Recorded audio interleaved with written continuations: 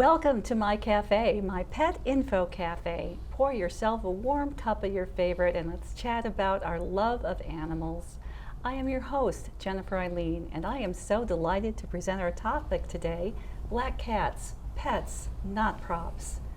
In the Halloween season, black cats are prominent in decorations, often in a menacing pose or on a witch's broom. Walk into any store starting in August and you'll see black cat props on display as decorations. However, our guests and your host know that black cats are wonderful pets, not props. Let's hear from our guest today, Tom Beauvais, Executive Director of Loudoun Community Cat Coalition, and Talia Shapaski, Community Relations Director from Loudoun County Animal Services. And also, please welcome our very special pet guest, our kitten, Dolly. Welcome. Thanks. Hi. And hello, Dolly. This is Dolly Parton. So you said that if I went into the shelter and sang, Absolutely. So this is Dolly Parton, and I personally believe that if you show up in full costume ready to sing a Dolly Parton song, her adoption fee will be waived. Wow, I think we could go for that. Tom, tell us about Dolly. Dolly's one of 4 kittens that we rescued. We actually had the mom. She was born to a feral mother and under a shed. And so we got the mom in while she was still pregnant. She gave birth to the kittens. And so we've got 4 country singer kittens was the theme. Dolly Parton, who's right here, she's the black one. Yes. They were mixed colors, so the others are Hank Williams, Loretta Lynn, and Willie Nelson. But Dolly's the black cat, so we figured we'd bring her today because it's fitting with the theme of the show. But she's a great, friendly little cat. They're all up for adoption. Great. And we've got applications coming in on them all right now. So. Okay, that's wonderful. And just for our viewers, it's August, so she may or may not be, but somebody just as beautiful can be. What is her age right now? She is 4 months, between 3 and 4 months. She just got spayed about 2 weeks ago. Oh, wow. So they're all ready to go. Okay, that's really super. And I met another cat, and she's actually the stand-in for Sammy. Could you tell us about Sammy? He has such a special story. Sure. Sammy was from a very large colony in a very busy downtown area. They live right on the main street. He was living in the sewers to try to stay out of traffic, which is pretty common for cats who are living outdoors. Community cats are living on their own. Yeah. He was very skinny. He had a lot of fleas on him. So he's about 9 months old. He was 4.5 pounds when we got him, and he was brought in as part of our trap neuter return efforts. But he's so friendly. He was socialized. I mean, completely social. We didn't have to work with him at all. And because it wasn't a really good environment to return him to, we decided that he would go into our rescue program for adoption. So I was going to bring him today, but he's very, very active. At 9 months, he's not quite as easy to handle as this little one. He's super social, super friendly, but I couldn't get a harness on him, and I didn't want to have the chance of him running loose in the studio. But he's a great cat, and we find that quite often with some of these colonies. This one in particular also didn't have a caregiver. There were several people who feed along the street, just put food out. So in those cases where we find sociable cats, we will bring them in for rescue. So he's one of those. And he'll be available for adoption in the next 2 to 3 weeks. Well, when I met him, he was immediately friendly with me. And to your point about his life outdoors, when I met him, the fur around his neck was still short, and you said it was because he was so flea bitten that he was scratching himself constantly. Yeah, he was almost bald around the neck, just the ring around his neck. And as it grew in, it's actually got kind of a salt and pepper look to it. So interesting. He's a jet black cat. Very difficult to get good pictures of him because he looks like a shadow. He's got a little white spot in his chest, but now he looks so much better even than when you saw him a couple of weeks ago. He's just really filling out well. But that fur condition was just an indication about how difficult life outdoors is for cats and why we need to adopt them all, rescue them all. Yeah. Well, to that point, I'd like to segue a bit and talk about adoption of black cats, and then we want to talk about our first myth because that's really the purpose of one of the fun things about this show. But I'd really like you to tell everyone in this community about adopting black cats. Traditionally they were thought to be a little slower. There's also been the word out that you don't want to adopt, let a black cat be adopted during the Halloween season. Could you say the trends that you're seeing, because the trends you're seeing are positive, and I'd love to talk about it. Yeah, absolutely. I think we're both seeing trends, and of course I'll let Tom speak to his organization, but we pulled the data for the shelter in Loudoun and found on average our cats are with us about 9.2 days before adoption. Wow. With our black cats, it is slightly longer at around 11. Okay. But we actually chalk a lot of that up to what Tom mentioned earlier, which is getting a photo of a black cat is incredibly difficult. A lot of times it's like a little blob on the screen. And then also when our adopters come in, frequently if we point them towards a black cat, they already have a black cat. They're potentially looking for something a little different for their home.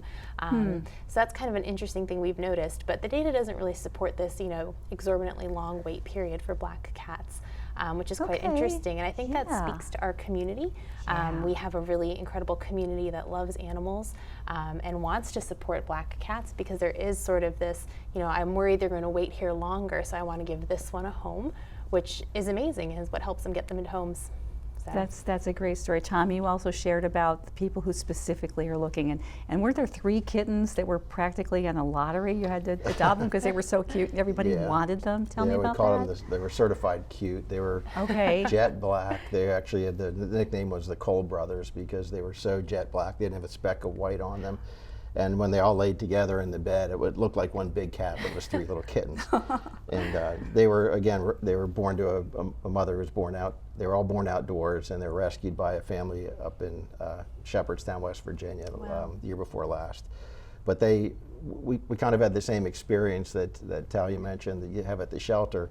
We have people, I don't want to refute that other rescues and other areas and different communities might have different experiences with getting black cats adopted. There's a general, I won't even call it a myth, but there's a it's colloquial that it takes longer for them to get adopted.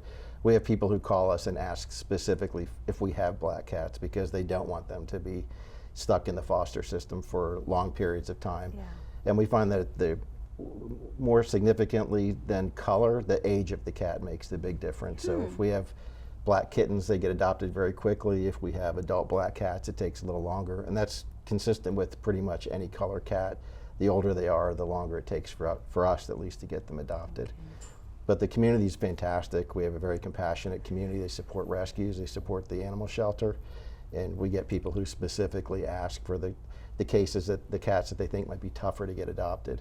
So we have really quick turnover with black kittens. It's really, we don't notice a big difference. That is such good news, and I'm so glad to talk about happy news. Well, I'm going to talk about our first myth, and then we'll come back. But the first myth that we want to talk about is in the history of the bad luck.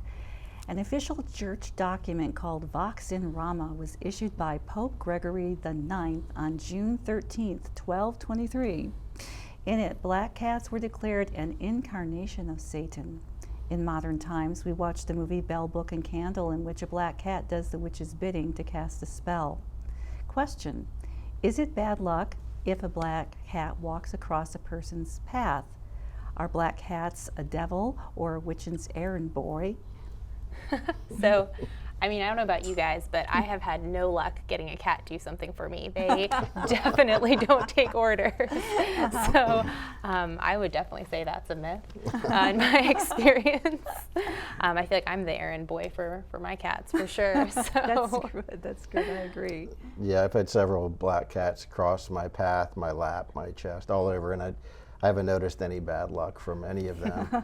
I can see where the myth kind of came from. As we mentioned, they're hard to get good pictures of them. They do look like little shape-shifting shadows, especially if you don't have good lighting. So I can see where it came from, but I say myth. Okay. Well, to that point, let's talk about the shelter statistics again, which was, it has long been an urban legend, if not myth, that that shelters would not adopt a black cat during Halloween because of the risk to them. Yeah. Can you say more about that? Absolutely, and I think that kind of speaks to animal welfare as a whole. We've gotten a lot more data driven, and the data just simply doesn't support that. Now, in general, for Halloween, around Halloween, it's a good idea to keep pets, indoors, keep an extra eye on them. You've got excited kids, you've got masks, you've got candy everywhere, everyone's running around having a good time. So overall, for safety for your pets, keeping them on a leash, keeping them inside, watching out for chocolate, always a good idea. But the data doesn't really show that adopting out cats or black cats around Halloween is more dangerous for them For us as a shelter, we have sworn law enforcement officers in our building. Yeah. We ask for a photo ID. Our animals are also all microchipped.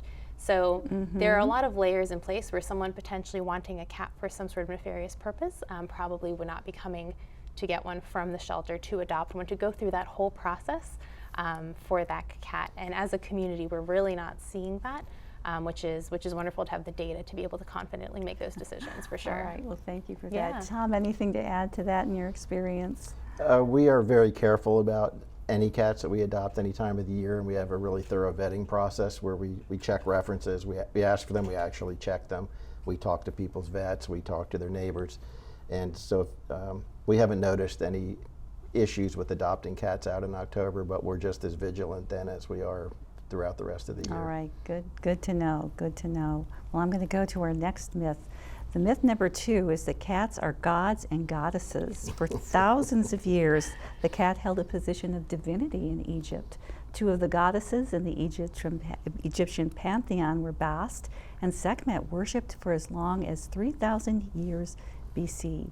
Family cats wore jewelry, fancy collars, pierced ears. If a cat died, the entire family went into mourning. Greek historian Diodorus Siculus wrote, "Whoever kills a cat in Egypt is condemned to death. Whether he committed this crime deliberately or not, the people gather and kill him." Question: should we worship black cats? This is too fun. So I think when you look at me with this cat, I won't call it worshiping, but they certainly have a certain power over me. Yeah, I think so. I think you're worshiping that cat right now, and she knows it. Absolutely. I do think they have a certain power over us. You know, they're such wonderful animals and they're so engaging.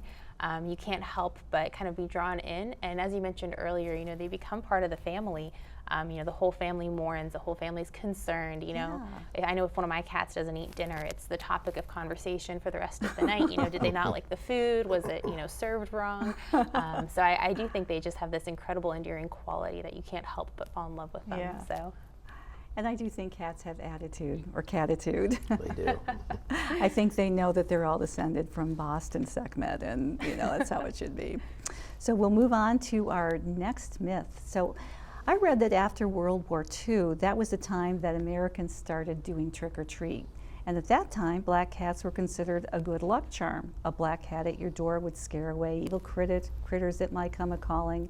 And this host dressed up as a black cat for Halloween when I was a teenager. My mother's birthday is October 31st, so I was on my own as a teenager to come up with a costume as my parents went out to dinner. Question: are black cats good luck? I mean, I certainly think so. I think all cats are good luck, though, so I'm definitely a little biased. But I know, Tom, we've been talking earlier about how some countries and some cultures do consider them good luck. Yeah, the UK and Japan, they're considered, if a cat crosses your path, it's good luck. In Latvia, I've heard that it means you're going to have a good harvest that year. Other countries are completely the opposite. In Germany, if a cat crosses your path from right to left, it's bad luck. So it's you know, totally up in the air. I guess it's what you believe, but I think as Talia said, anytime you make a bond with a black cat or any cat, it's going to bring you joy. That's good luck to me. Well, I love that. Yeah, I believe that they are good luck too. So there's another myth that there are more black cats than any other color because the black gene is more dominant for felines. They also have golden eyes. Is that true or false? I believe it's true. I did some research before the show, and I've read a study that's been put out by the NIH actually, and that there are really only two genetic bases for cats, black and red, and everything else is a variation of them. Okay. And in addition, they've determined that black cats, because of their genetic build, have higher resistance to certain types of diseases, and they're actually studying that as part of an Alzheimer's study, because there's some sharing of physical effects on cats that humans also share. So I found that very interesting. But yeah, so I believe that there are a lot of the genetic buildup of most cats is either black or red. So they're in there. All right. Absolutely, and not only is it a dominant gene, the statistics show that you see them being adopted in larger quantities. For us, they're on par with a couple other different colors of cats, but I do think a big portion of that is just because of how the numbers of our shelter are. But if you look at the big groups and the big rescues, you do see black cats getting adopted in higher numbers because they're coming in higher numbers. Okay. Well, I've got another myth for you, and I'm not sure, this is kind of a new one for me, and that had to do with that sailors said that thought that cats were good luck. Black cats in particular were good luck. So true or false? Any experience with that? I mean, I would definitely say true, right? They would be great rodent control on a boat. Yes. Especially, you don't want them getting in your supply of grain for the journey ahead. Also, just the companionship, I'd have to imagine, it'd be nice to have. We're all here and we're all just kind of looking at this cat. We're all happy that there's a kitty cat here. I imagine it'd be the same way if you were stuck on a boat for, days and weeks on end, just having a friendly cat to hang out with and enjoy. Yeah, and on a boat where the quarters are cramped, the cat kind of stays in the shadows and the black cat blends in, so you don't feel crowded. You might not even notice that it's there, but if it's doing its job, it's bringing you good luck. Yeah. Well, I think that's true, and we've talked to a guardian of Norwegian forest cats, and these long-hair cats have proliferated all around the world because the Vikings had them on their boats, right? And then they went on. Now, I found a great anecdote that Winston Churchill had a cat. It was actually a black and white cat, and it was quite the thing because I think when he launched one of the ships, the cat went with the ship, or he showed it off at that time. So that's another anecdote along those lines. So let's talk more about the shelter statistics and more about just trends. What should somebody think about when they're adopting a cat, black or any other color? For me, I always say personality. Figure out what you're looking for, and figure out, what does your evening look like? What do your weekends look like? Are you active? Are you, hanging out on the couch? Are you a big movie buff? And then find an animal that sort of matches that personality, right? If you've got a super active cat that wants to play with wand toys and climb up and down cat trees, but you'd rather, take a nap on the couch, maybe that's not the right fit for you. Or maybe it is if you're trying to get more active, right? But really looking at that whole picture of how that animal is going to fit into your family and what kind of family member they're going to be, I think that's incredibly important. It's really nice. I think your wardrobe matters too. Because I just spent a half an hour with white Norwegian forest cats, and I was wearing dark clothes, and I looked like a rug when I was done. Hey, it's an excuse to go shopping. It is, absolutely. And so there's some other facts and some interesting conversation. I've read that there are 22 different breeds of black cats, and we also know that the Bombay cat is one breed that is absolutely black, like the pads and everything. That's Any observation on that? I've seen black cats out in feral colonies where they're long-haired, short-haired. Yeah. And so many of the short-haired ones have this beautiful little star in their chest. Absolutely, and that's something I love about working at the shelter is we see so many different cats, so many different colors. They're just incredible, the variations they can come in. And it's always interesting. It's like, how did we end up with this color combo or this coat? It's really cool to see. We don't DNA test, and a lot of times we don't know where our cats came from, so it's always just the best guess. But it is really amazing the variety you can get. Yeah. Yeah, and based on the what I mentioned earlier with the NIH study that there's really two genetic bases to most cats, I have no doubt there are 22 breeds of black cats. It just makes perfect sense. And like the little dollies, because she's got a black nose, black paw pads, and Oh, she has black paw pads. yeah, Can we got see? She's got little Will black, she show us? little black paw pads and a Oh, black good for nose, you, black girl. lips. She's just one little spot of white on her chest, and that's it. Why do they all have that little spot of white? It's so sweet. So you can I see just them. love it. Yeah. Well, I'm a big fan of T.S. Eliot, his old Mr. Possum books, and of course that were generated by Andrew Lloyd Webber as the musical Cats. And he had a great poem about a black cat. The greatest magicians have something to learn from Mr. Mistopheles' conjuring turn. He is quiet and small. He is black. From his ears to the tip of his tail, he can creep through the tiniest crack. He can walk on the narrowest rail. He can pick any card from a pack. He is equally cunning with dice.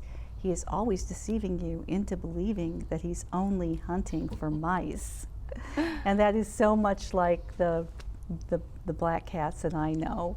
In fact, my little tuxedo boy, who's a master at hiding, is the one that I call Mr. Mistopheles. This is his theme song. Yeah. That's awesome. They do get into everything. Yeah, it's amazing how much personality they can have in such a small little cat. So Tom, so many of the cats that I've seen that you've rescued with the Cat Coalition, and you just took in 40 cats, I understand. Yes, we did, yeah. How many of them were black? Ooh, you know, I need to go count, but there's a solid handful for sure. All right. Yeah, for sure. So the long hair, short hair, the Norwegian forest cats, there's a black breed. Can you say more about that? Given that we do deal with community cats at the coalition, we don't see that many specific breeds like Norwegian forest cats. We love them. We do get some long-haired cats who are born and living outdoors. Yeah. They have a tougher time because they're generally living in the woods. They get burrs and things in their coat. So we, once we work with the caregivers on how to take care of them properly and watch for them, and you can actually groom some, or we will go get them and bring them in to get the grooming done. It helps a lot, but most of the cats that we find are actually short hair or medium hair cats that are living outdoors that we're able to trap or that people report to us. And we get a complete mixture of colors because they're breeding with, you know, there's, you don't know who they're breeding with, but it's interesting that the way cats are, they can actually have multiple fathers within one litter. So sometimes we'll get black cats mixed with tabbies, mixed with orange, mixed with calicos in the same litter, and it's just amazing to see the variety that you get. But we do get quite a few black cats. I'd say probably 20% of the cats that we get have some black or some variation of a black cat. Okay. We do have a long-haired black cat at the shelter right now. I'm not sure if he's maybe part Norwegian forest cat. He's certainly very majestic looking, but absolutely just like the most longest, glorious mane of hair on him. Oh, that's gorgeous. And he's a beautiful boy. So That's great. if you're interested in adopting, come on by. Of course. Yeah, it's hard to know what he is. He was a stray who had been found in the community. But he's quite good looking. So.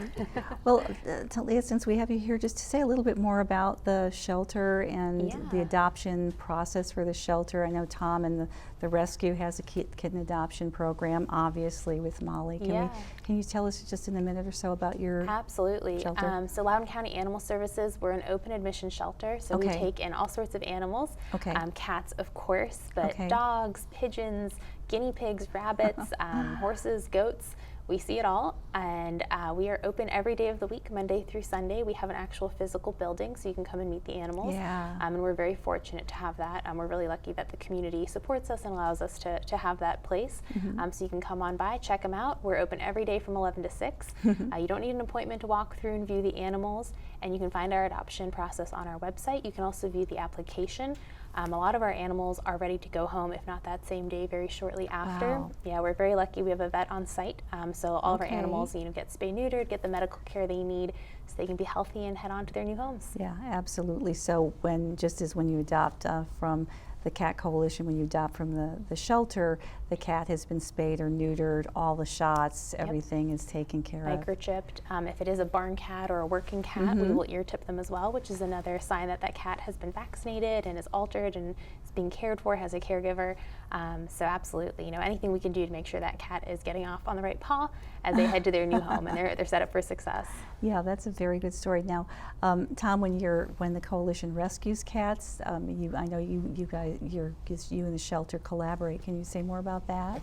Yeah, we work very closely with the animal shelter. I'm actually on a citizen volunteer committee, the Loudoun County Animal Advisory Committee, where we work with the Board of Supervisors and the animal shelter. We go over the statistics every month. We collaborate with them on policies, and we work with them very closely as a rescue as well. Yeah. We don't have the largest foster network as large as the shelter does, so we've transferred 3 litters of kittens to the shelter this year that we rescued that we couldn't put into foster. Okay, right. So when they have the capacity, they're very good about working with the community and also with rescues. Yeah. Well, I'm just wondering about Molly. Would she like to check out these pumpkins, do you think? We'll see how she It's does. fine. She was Let's see napping if here she, a little bit. Yeah, she was napping was a little comfy. bit. Yeah. Let's see. Oh, there you go. There you go. That might be cute. interesting. Checking out the camera. Oh, yeah. Yeah, of course, the camera is very interesting. What do you think of that, darling? Well, it's just so beautiful having a black cat in the family, or black cats in the family, a black cat in the house. So some of the lore that I've read that is so clever is that if you have a black cat, you don't have to worry about it showing on your clothes, right, or your furniture. Absolutely. An all black wardrobe is very stylish, right? And so yes, another reason you're to get always one. elegant, very, very stylish. And there's very much other advantages to having black cats. I think they're so elegant. Now, I have several pictures that I have taken of my black cats. I play with my iPhone in the setting, and I get them to sit in the sun when they're sitting in the sunlight. And, you know, of course, I have thousands of pictures, and I catch one Yes. where they're actually sitting in the sunlight. And I find that many black cats have kind of actually an undercoat of brown or some other color. So back to the point that I understand that Bombay is the one breed that was truly bred to be all black. Yeah, I would believe that, you know, because sometimes you have, where are you going, silly? Sometimes you have a cat that looks one color, but if you brush your hand on their fur in the other direction, you see this undertone that's completely different. So any final thoughts for you about black cats before we close out? I think they're fantastic animals. They do have that mystique about them. They do have the look. I mean, they carry it well, and they live up to some of those myths, the friendly ones. But you know, in terms of bad luck and the other things, that's just you know, I just don't buy it. All right. Well, thank you. That is just an excellent thought to close on. Thank you both. Thank you for Thanks having for us. having us. Thank you to Loudoun Community Cat Coalition and Loudoun County Animal Services. For more information, you may visit petinfocafe.com.